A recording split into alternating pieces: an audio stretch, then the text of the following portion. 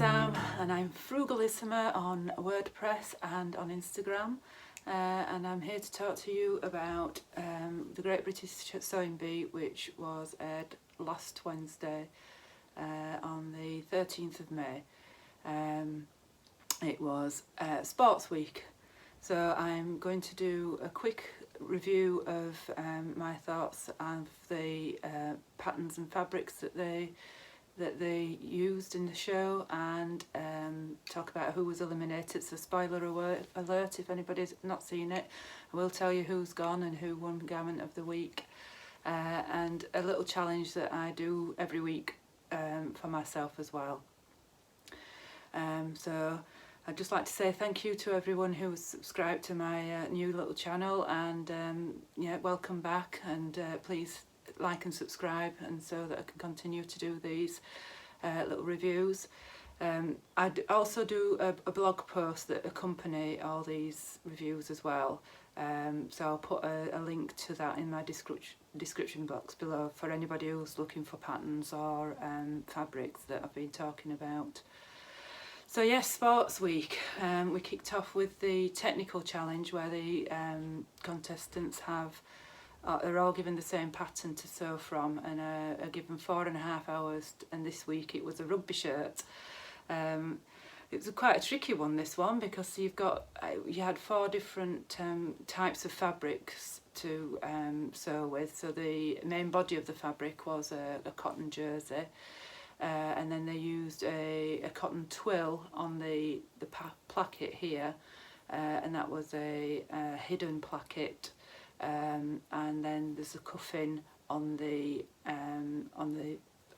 cuffs, which is quite much more stretchy than the main fabric. And then you had the cotton. The collar was made in a woven.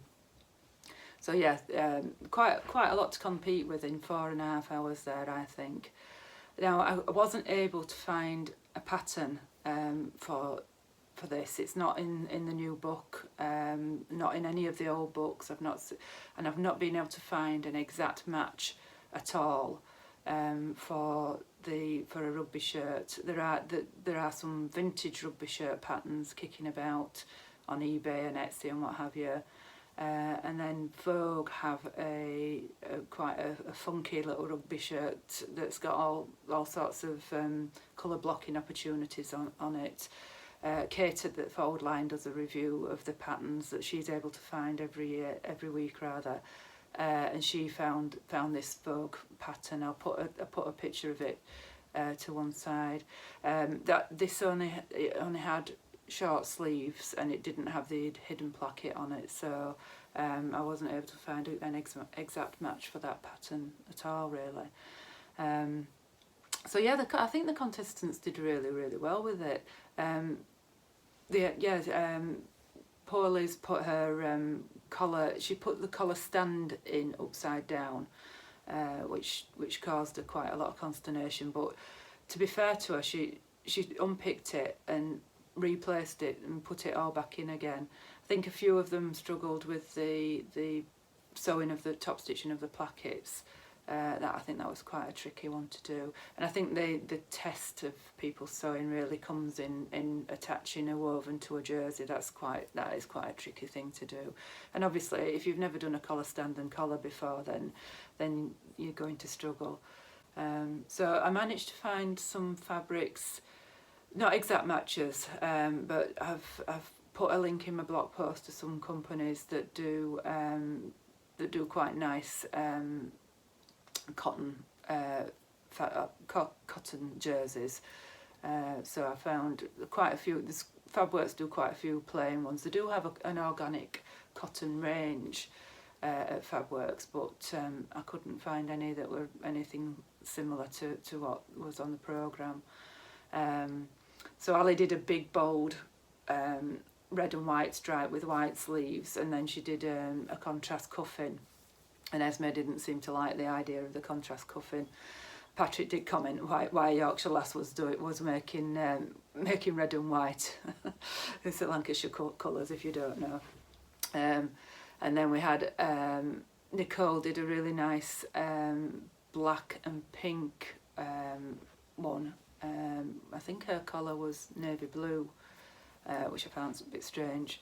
And then quite a few stripes, and then quite a few of them went for the plain prints. So Therese and Claire and Hazel, I think they all went for a plain one. And I think although Claire's was really well sewn, I think perhaps she might have lost points for not having it being challenging enough to have to do any pattern, any stripe matching or anything like that. I think Nicole won that one. Nicole won that particular round. I managed to find some cotton twill for the plackets online. I've had William G at Dalston. They do got quite a lot of different haberdashery. So I managed to find some twill. I don't know if it would be wide enough. I couldn't tell from the programme just how wide the twill tape that they were using. It looked a good 1.5 to 2 inches wide. So I think theirs goes up to 1.5 inches. I did have some in my stash and tried to do it with 1 inch, and it didn't look right. It wasn't wide enough. And the cuffs, you could get some really cool sort of funky cuffs now. I found some, I think on Abercarn they had some, and a company that was new to me, Frumble Fabrics I think they were called. But I'll insert little pictures and the actual title cards so that you know where they're from. And like I say, if you go to my blog post, it's all there as well. So that was that. So round 2 was a transformation challenge where the contestants had to take 2 adult cagoules and turn them into a onesie. Now, if you're not from the UK, a cagoule is just an overcoat, the weatherproof, like a Mac, I suppose, but waterproof. So to take 2 of those and turn them into a toddler's onesie. The most bizarre. They do come up with the strangest challenges, really. So we had all sorts. They are unusually in this challenge. They were asked to do the same thing. They weren't asked to use their imagination and come up with something different. So there isn't really a great deal to say about what each contestant came up with, really, because essentially they all came up with more or less the same. One of the guys did quite a sort of leopard print one with fur cuffs, which not particularly child friendly, I don't think. If you've had children before, you'll know that it would be covered in snot or dinner or whatever. Nicole did quite a funky one where it was 2 different, like an animal print, a red and black animal print, and then a zebra print at the other side, and a big long zip going across. And then the other one that was a little bit different was Hazel. She went for like a princess, I think. So she'd done a cape. Yeah, she'd put a cape on it and some netting in it, so that was a bit different. I don't know what Liz was going for. I think she just panicked, and in the end hers didn't really work out. I don't think it fitted, and I don't think it actually worked very well it wasn't very functional, is what I'm trying to say. The few of them got criticised because it was a bit either too big or too small. But you got 90 minutes for that challenge, and I think just to come out with anything in 90 minutes in that challenge is really going some. And Therese won that one. I didn't think hers was particularly adventurous. Did I say particularly then? Particularly adventurous. And it's always difficult to guess what they're looking for, because obviously they want something finished, they want something wearable and practical, but they usually say fun or stylish or whatever. And I think one of them got criticised because it wasn't stylish enough, but I don't know. It's down to the judges, and they can see close up, can't they, on the day what each contestant produces. So that one was won by Therese. So round 3 was a made to measure challenge. Contestants had 4.5 hours to make a tennis outfit and it was quite, I think there's quite a lot of scope with that. You could go for a all-in-one dress. It was a woman's one, I think they specified it was a woman's one. So you could go in it with an all-in-one dress, or a t-shirt and shorts, or a t-shirt and skirt, or Patrick mentioned onesie again, which I think he must have something about onesies.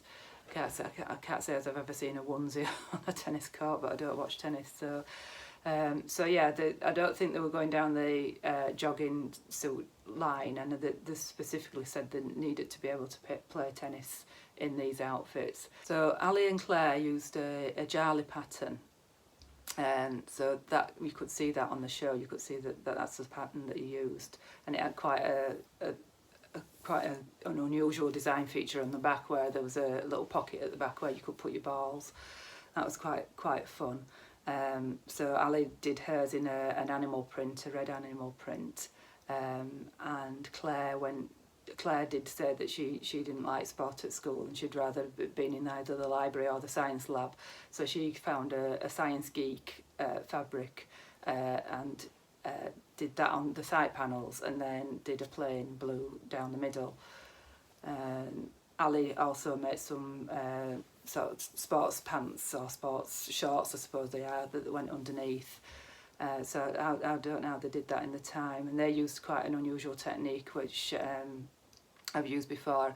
They didn't call it the burrito method, but it's a very similar thing, where you pull the shoulder seams through, so that you get the lining sewn in, and you can't see the lining. So they both did the same pattern. Nicole made like an 80s vibe t-shirt with terry toweling shorts. So yeah, that was quite a cute little 1980s sort of retro looking outfit. I couldn't find any lightweight terry toweling. Minerva have got terry toweling, but it's quite heavyweight, and it's probably more for dressing gowns. If you wanted to make something like that, you really need to look out for something a little bit lighter weight, really. Probably sort of maybe Terry's nappies weight, something like that. So if you've got any old nappies, you can cut those up and make them a bit of a upcycle challenge for yourself. Peter's dress was an unusual one. He went for Butterick B6241, or I think it was that. Again, Kate at the fold line found this one. And it wasn't really court appropriate at all. It had huge pockets on it, and the judges did pick on this, and sort of quite long cords on it, and you wouldn't have been able to play tennis in that. I mean, I think it was going après tennis look rather than the actual playing on the court look. He made that in like a grey, plain grey fabric, and accented it with a neon zip here, and all these cordings, and that would neon.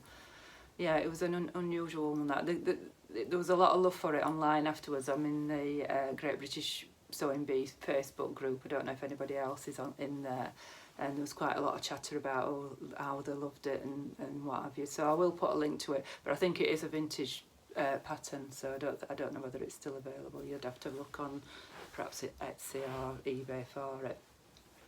It wasn't to my taste at all, but he did make it look good. He made his model look good in it.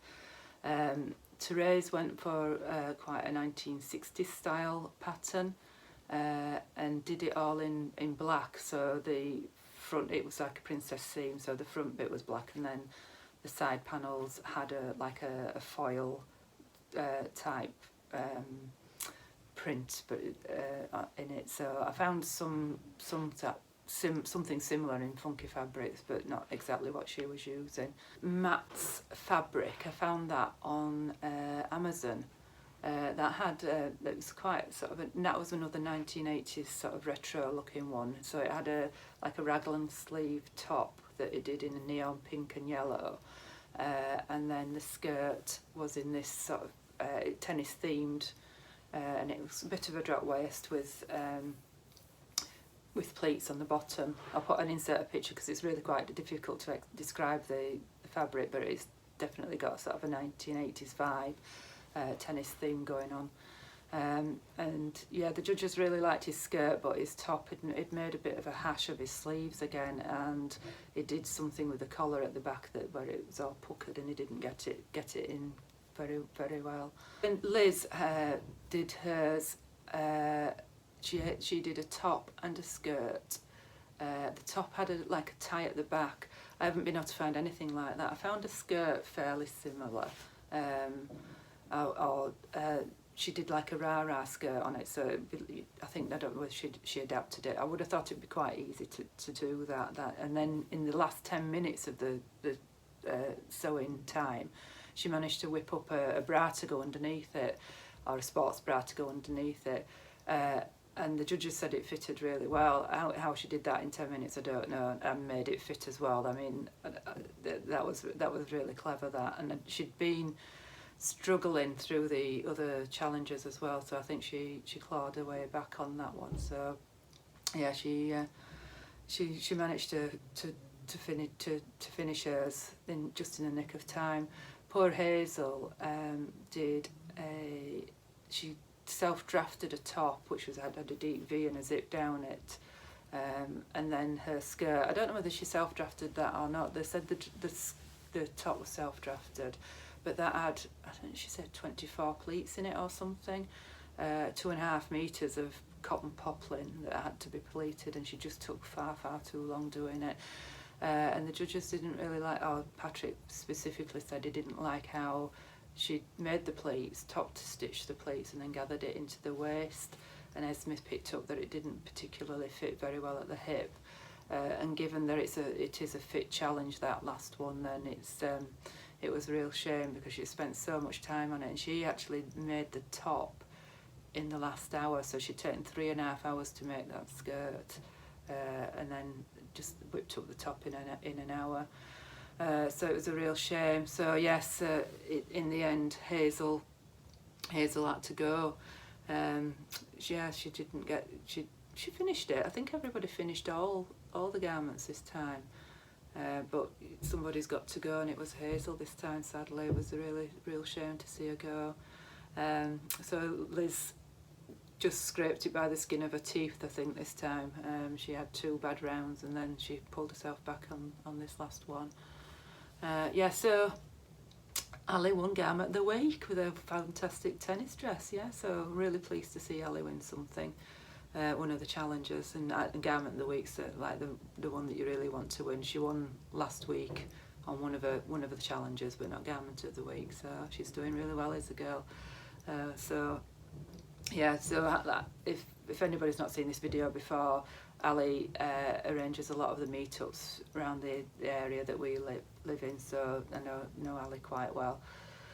So really enjoyed the show, and next week is going to be lingerie, I believe, so that should be good fun. So my challenge last week was to make a garment for a child.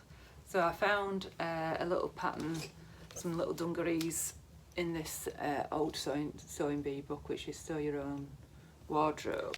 So my challenge last week was to make some little dungarees from the Children's Week. I mentioned last week that I've had the good news that I'm going to be a grandma, so I thought that since I don't know what the sex of the child is as yet, that if I made some dungarees that would be sort of gender neutral. I would have loved to have had a go at the little dress with the embroidery on. But I don't know whether it's going to be a girl or a boy yet, so there's no point making little girls' dresses until we know what it's going to be. So I made these cute little dungarees. So I'll just show you.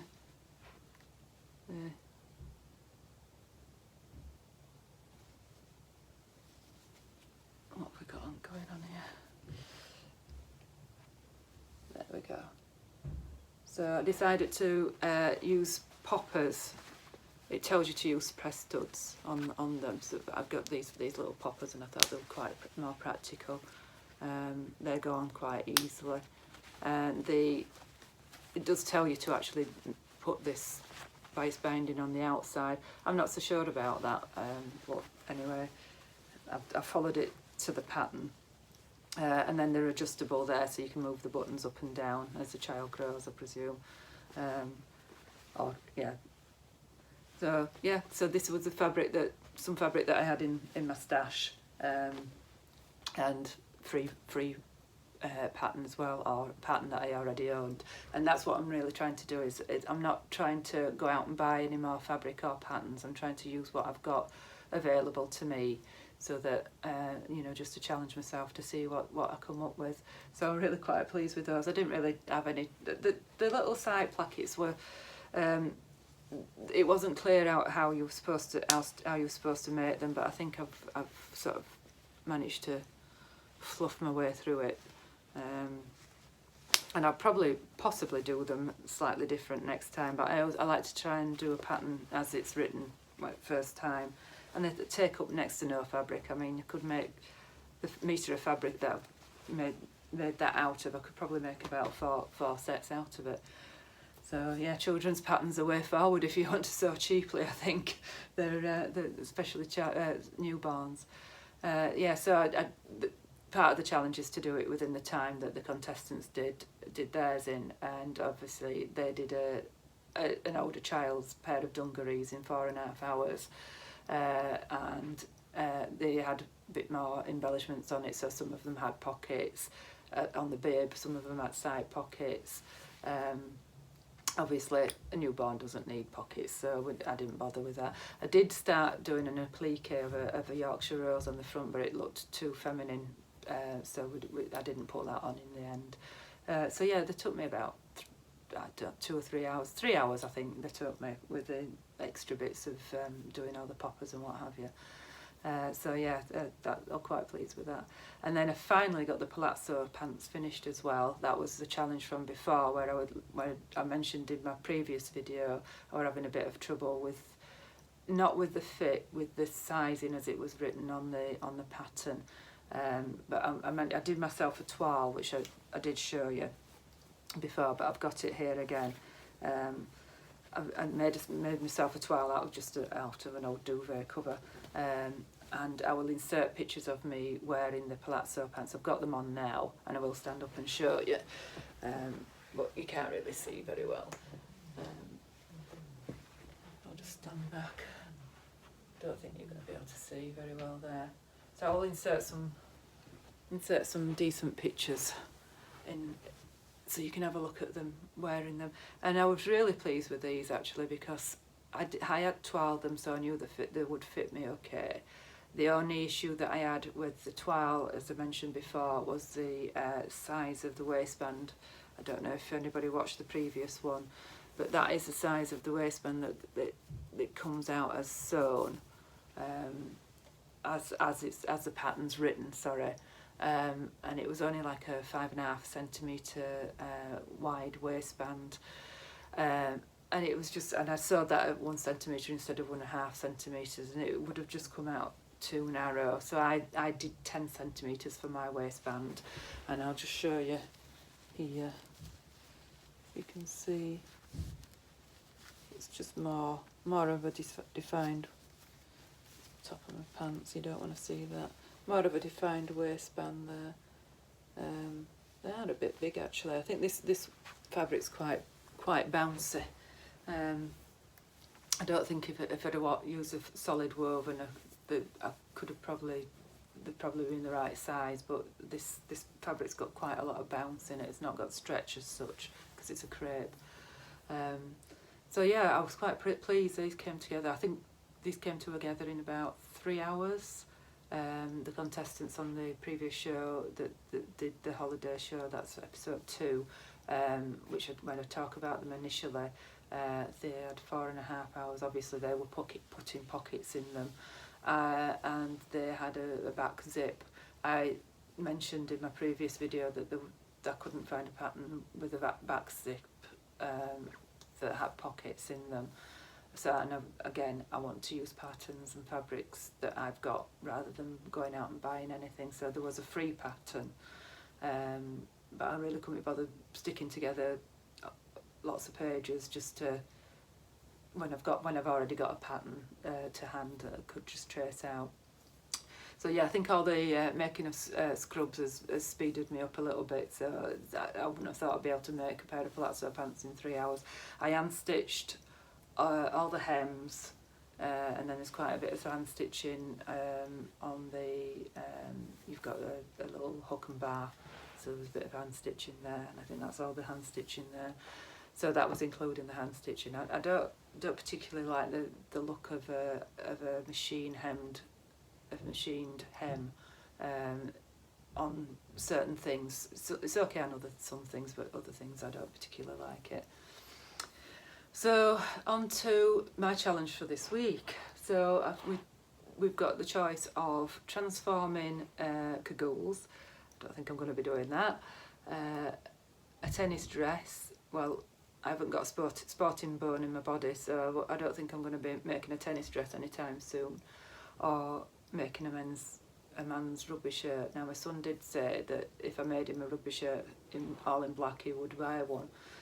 So I think it's going to be the rugby shirt, and I'm going to have to draft my own, unless I can find something. Unless if anybody can think of anything of a pattern that is either free or relatively cheap. I'm not paying £10–15 for a Vogue pattern that needs adjusting anyway. So if anybody can think of a pattern, leave a link, leave a comment down below, and I'll see if I can find it. But I have had a go. I've done a hidden placket before, and I've just brought this top to show you. This is a Peppermint magazine top, and this has got a hidden. Navy blue's not the best colour to show you, but you can see that that's a hidden placket there, and it's inserted onto woven onto woven, whereas I will be doing woven onto a jersey. So I'll probably try and use that method or something similar, and then I'm going to have to just trace off an existing t-shirt or something for the main body of it. It's the collar and collar stand that I'm worried about more than anything. The placket and the rest of it I can probably manage to do. So we'll see what I'll come up with before next time I video. So yeah, so thank you for watching, and I'm looking forward to lingerie week next week. I've sewn bras before, so that should be, so that I'm not going to say it's going to be easy, but I should be able to manage a bra if that's what they're doing. I don't know. I think they were doing something with some pyjamas, and I don't know what the rest of it. They were doing the show clips at the end of the programme. So and I've got quite a few patterns existing, I think, that I'll be able to use. I quite like sewing underwear. So yeah, so that's it for this week, and please like and subscribe my videos, and if you've got any ideas for rugby shirts, leave a comment below for me, and I will speak to you next week. Thank you for watching. Bye.